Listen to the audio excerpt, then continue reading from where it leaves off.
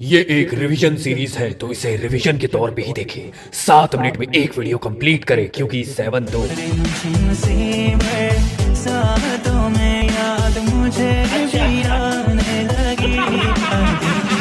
So hello everyone, welcome to my channel. तो कैसे हैं आप सभी लोग? जैसे कि आप सभी लोग जानते हो कि थाला सीरीज हम लोग कवर अप कर रहे हैं, जहां पे 7 मिनट के अंदर एक चैप्टर को हम लोग कंप्लीट कर रहे हैं। इस चैप्टर का डिटेल वीडियो देखना है तो आई बटन पे मिल गया होगा। भैया कौन से नोट्स को फॉलो अप करना है तो याद रखिए, मैंने खुद के मेरे प्रीमियम नोट्स आप लोग के लिए लेकर आया हूं, जिसमें आप लोग को सारे के सारे चैप्टर्स के नोट्स एकदम क्वालिटी कंटेंट के साथ मिल रहे होंगे। इस नोट्स को डाउनलोड कर लीजिए मेरे प्लेटफॉर्म की वेबसाइट और एप्लीकेशन से, जिसके थ्रू आप लोग की घर बैठे बेस्ट प्रिपरेशन हो पाएगी। डिस्क्रिप्शन में लिंक गिवन है, कैसे नोट्स डाउनलोड करना है उसका वीडियो भी आप लोग को आई बटन पे मिल जाएगा। इसके अलावा काफी सारे लोग बोल रहे थे कि सैंपल पेपर भैया कौन से फॉलो अप करना है, तो मैं आप लोग को रिकमेंड करूंगा ओसवाल गुरुकुल के फिजिकल एजुकेशन के सैंपल पेपर, जिसमें आप लोग को 10 सैंपल पेपर दिए हुए हैं। इसको अगर सॉल्व कर लोगे इससे बाहर कुछ नहीं आने वाला है, मेरी गारंटी है। वही क्वेश्चंस आप लोग को देखने को मिलने वाले हैं, सारे आंसर्स गिवन है, सब कुछ गिवन है। बेस्ट मटेरियल आप लोग के 2023-2024 के फिजिकल एजुकेशन के एग्जाम के लिए रहेगा। तो best deal, best offer, 10% extra off की लिंक डिस्क्रिप्शन में डाल दिया हूं, जाके जल्दी से परचेज करें और बताइएगा कमेंट बॉक्स में कि आप लोगों ने बुक ले लिया है कि नहीं। सो वीडियो में आगे बढ़ने से पहले आप मुझे फॉलो अप जरूर कर लें टेलीग्राम के चैनल और इंस्टा पे। चैनल को सब्सक्राइब कर सकते हैं, जहां पे मैं डेडिकेटली फिजिक्स पढ़ाता हूं आप लोगों के लिए। और आप लोग के दिमाग में आ रहा होगा कि आखिर आप लोग क्या पढ़ने वाले, वही चीजें पढ़ने वाले जो न्यू सिलेबस के अकॉर्डिंग आप लोग के लिए रहने वाली है। तो इसमें जो सबसे पहला टॉपिक आप लोग का निकल के आता है उसका नाम है स्पेशल ओलंपिक। स्पेशल ओलंपिक को कैनेडी ने स्टार्ट करी थी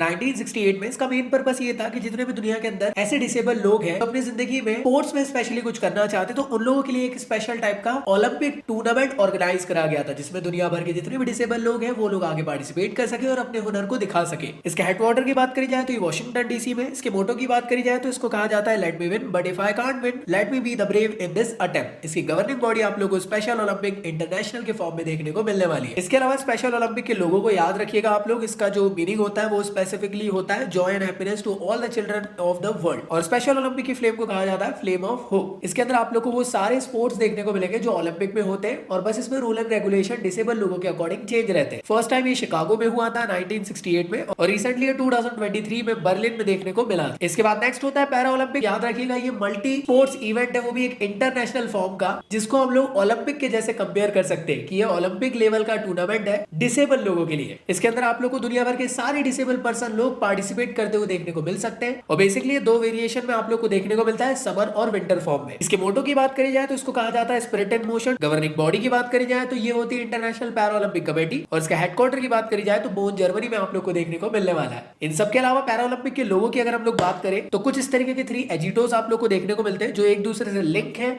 ये बताते हैं कि दुनिया भर के जितने भी डिसेबल लोग हैं सभी के सभी आके पार्टिसिपेट करें, कंपीट करें और अपने हुनर को दिखाएं। इसके अंदर आप लोग को वेरियस फॉर्म की कैटेगरी देखने को मिलती है, बट मेनली यहाँ पे आप लोग को 6 टाइप की डिसेबल कैटेगरी यहाँ पे बनाई गई है। सबसे पहला होता है सेरेब्रल पैलिसी, दूसरा होता है एम्प्यूटी, तीसरा होता है विजुअल इंपेयरमेंट, फिर होता है इंटेलेक्चुअल डिसेबिलिटी, फिर आती है स्पाइनल कॉर्ड की इंजरी वाले लोग, और जितने भी इसके अलावा जितने भी और डिसेबल लोग बच गए वो सभी के सभी लेस एस्ट्रस के अंदर आप लोग को देखने को मिलते हैं। इसके अंदर स्पोर्ट्स की बात करी जाए तो वो सारे स्पोर्ट्स आप लोग को देखने को मिलेंगे जो सिंपल ओलंपिक में होते हैं, बस यहाँ पे रूल एंड रेगुलेशन डिसेबल लोगों के अकॉर्डिंग चेंज रहते हैं। फर्स्ट टाइम आप लोग को रोम में देखने को मिला था 1960 में, और रिसेंटली ये आप लोग को चाइना में होते हुए देखने को मिला है, और अपकमिंग कब होने वाला है कमेंट बॉक्स में मुझे जरूर बताएं। इसके बाद नेक्स्ट होता है डेफ ओलंपिक। डेफ ओलंपिक एक ऐसे टाइप का इंटरनेशनल टूर्नामेंट है जहां पे सिर्फ और सिर्फ डेफ लोग पार्टिसिपेट करते हैं। डेफ लोग मतलब जिनको सुनाई नहीं देता है, क्योंकि इन लोगों के लिए पूरे रूल एंड रेगुलेशन अलग रहते हैं एज कम्पेयर टू दूसरे टाइप के डिसेबल लोगों के लिए। जैसे गन शॉट की जगह यहाँ पे लाइट यूज किया जाता है, लोगों को क्लैप करने की जगह यहाँ पे वेव करना रहता है सो दैट वो उनको मोटिवेट कर सके। इसके अलावा इसका मोटो की बात करी जाए तो पैर लूडोस इक्वालिटस होता है, इसका मतलब है equality through the sports and sticking to the ideas of Olympic. इसके अलावा अगर इसके लोगो की बात करी जाए तो कुछ इस तरीके से आप लोग को लोगो देखने को मिलते हैं। इसमें आप लोग को रेड, ग्रीन, येलो और साथ ही साथ ब्लू कलर देखने को मिलता है, जो डिफरेंट डिफरेंट रीजनल कॉन्फेडरेशन को डिनोट करते हैं, ना कि कॉन्टिनेंट को। गलती मत करना, सबसे पहले यहाँ पे Europe, Asia Pacific, pan America और अफ्रीका को यहाँ पे डिनोशन दिया गया, और ये सभी के सभी यूनाइट हो रहे हैं, और ये बता रहे हैं strong element that sign language, deaf, international culture and the unity and continuity. Basically इसमें बीच में आप लोग को एक सर्कल देखने को मिल रहा है, ये डेफ लोगों के लिए आंखों की तरह डिनोट किया गया, क्योंकि जितने भी डेफ लोग हैं उनकी जिंदगी में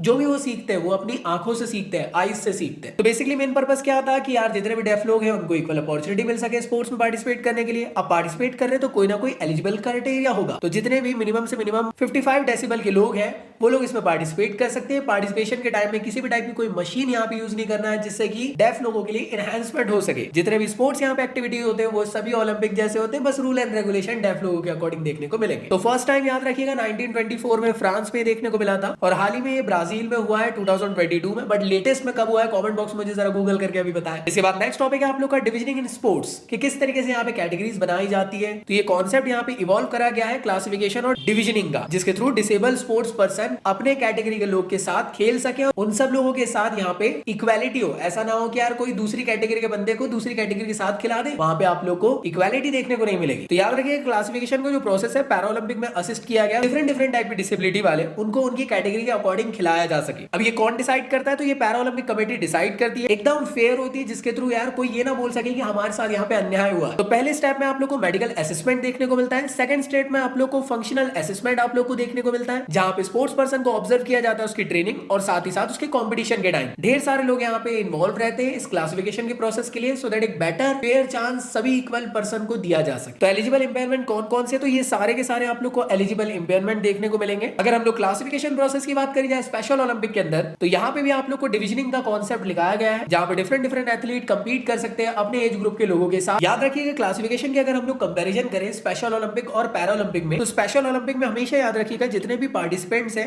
एथलीट है, उनको रिकॉग्नाइज किया जाता है उनकी परफॉर्मेंस के अकॉर्डिंग, और उसमें जो प्रोसेस होती है डिविजनिंग की वो आप लोग एज, जेंडर और एबिलिटी को ऑब्जर्व करते हुए देखते हो। नेक्स्ट टॉपिक आप लोग का इंक्लूजन। तो इंक्लूजन एक किस्म से ना एजुकेशनल प्रैक्टिस होती है। इस कॉन्सेप्ट को ये बताया गया कि यार डिसेबल लोगों के लिए अलग से स्कूल मत बनाया जाए, हम उनको नॉर्मल लोगों के साथ ही स्कूल्स में स्पोर्ट्स में पार्टिसिपेशन दे सके, घुलने मिलने का मौका दे सके, सो दैट कभी भी नॉर्मल पर्सन लोगों के दिमाग में डिसेबल लोगों के लिए एक अलग से धारणा ना हो, उनको ये ना लगे कि ये दुनिया से अलग लोग हैं। और जितने भी डिसेबल लोग हैं जो नॉर्मल लोगों के साथ बात करने में कतराते थे, लेकिन अगर उनको इंक्लूसिव एजुकेशन दी जाएगी तो वो कभी भी कतराएंगे नहीं और अपने आप को दुनिया से अलग नहीं मानेंगे। इसको कैसे इंप्लीमेंट किया जा सकता है? सोसाइटी को बेटर करना पड़ेगा, एनवायरमेंट अच्छा करना पड़ेगा, जितने भी टीचर्स हैं उन लोगों को खास ख्याल रखना पड़ेगा उन डिसेबल लोगों का जो उन नॉर्मल लोगों के साथ पढ़ रहे हैं। इसके बाद नेक्स्ट अगर हम टॉपिक की बात करें तो वो है strategy to make the physical activity accessible for CWS। सबसे पहले आप लोगों को उनका मेडिकल चेकअप करना पड़ेगा, समझना पड़ेगा कि आखिर प्रॉब्लम्स क्या है, कैसे उससे उभरा जा सके। इसके अलावा अगला होता है असिस्टिव टेक्नोलॉजी की। अगर कोई टेक्नोलॉजी की जरूरत पड़ रही है जिससे कि फिजिकल एक्टिविटी उनके लिए एक्सेसिबल हो पा रही, तो उस चीजों को यहाँ पे लाने की कोशिश किया जा सके और उससे उनको बेनिफिट देखने को मिलेगा। साथ ही साथ आप लोग का एनवायरमेंट बनाना भी बहुत ज्यादा जरूरी है। इसके अलावा वो एक्टिविटीज उनके साथ परफॉर्म करवाना चाहिए जिसमें यार वो लोग ज्यादा इंटरेस्टेड रहते हैं। Children previous experience must to taken into the consideration. और अगर कोई स्पेशल इक्विपमेंट लग रहे हैं जिसके थ्रू उनका फिजिकल एक्टिविटीज के लिए बेटर अपॉर्चुनिटीज मिल रही है, तो उसको भी एनहांसमेंट करना जरूरी है। अगला है कि यार क्या एडवांटेज होते हैं फिजिकल एक्टिविटीज अगर हम लोग CWSM के लोगों को कराए, तो सीधी सिंपल बात है स्ट्रेस और डिप्रेशन यहाँ से दूर होगा, सोशल इंटरेक्शन बढ़ेगा, साथ ही साथ काफी सारे कॉग्निटिव बेनिफिट्स यहाँ पे देखने को मिलते हैं। फन एक्टिविटीज होती है जिससे कि उनका मूड रिफ्रेश होता है, साथ ही साथ फिजिकल फिटनेस उनकी बढ़ेगी, हेल्थ की क्वालिटी ज्यादा से ज्यादा यहाँ पे बेटर होने की कोशिश करेगी। इसके अलावा जितने भी टाइप की डिफरेंट हेल्थ डिसीजेस है उससे वो दूर रह सकते हैं। तो ये था आप लोग का चैप्टर, आई होप आप लोगों को क्लियर हुआ हो। इसके अलावा आप लोग को यार बस मेरे फिजिकल एजुकेशन के जो प्रीमियम नोट्स है उसको अच्छे से पढ़ लेना है, जिससे आप लोग की घर बैठे बेस्ट प्रिपरेशन हो जाएगी। और मेरे प्रीमियम नोट्स को आप डाउनलोड कर सकते हो मेरे प्लेटफॉर्म की वेबसाइट और एप्लीकेशन दोनों से। तो चलिए मिलता हूं नेक्स्ट वीडियो में, जब तक के लिए गुड बाय।